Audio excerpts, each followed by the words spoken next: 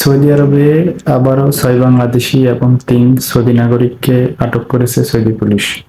Riyad Saudi police 3,93,900 riyal কেলেঙ্কারিতে 9 জনকে গ্রেপ্তার করেছে। রিয়াদ পুলিশ সরকারি পরিষেবা প্রদানকারীদের ছদ্মবেশ ধারণ করা 33টি পৃথক ঘটনায় জড়িত একটি কেলেঙ্কারিতে জড়িত থাকার জন্য 9 জনকে গ্রেপ্তার করেছে। তার মধ্যে 6 জন বাংলাদেশি নাগরিক এবং 3 জন সৌদি নাগরিক।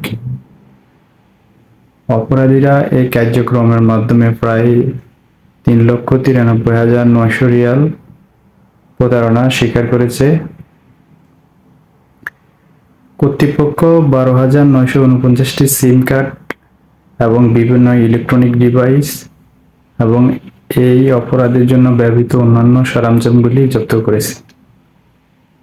চিন্তা করে দেখেন মানে কি পরিমাণ অপরাধের সাথে বাংলাদেশিরা জড়িত হচ্ছে সৌদি আরবে। সবাই সাবধান হয়ে যান, এটা সৌদি আরব।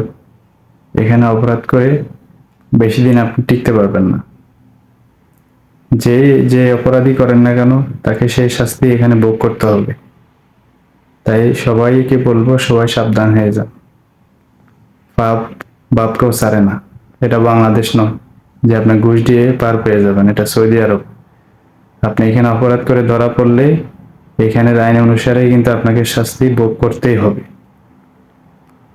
তো ভিডিওটি সবাই শেয়ার করে দিবেন এবং এটি কিন্তু সৌদি আরবের বিশ্বস্ত ভেরিফাইড নিউজ পোর্টাল থেকেই এই তথ্যটি নেওয়া। আমি এখানে স্ক্রিনশট এবং লিংক দিয়ে দিব, আপনি চাইলে দেখতে পারেন।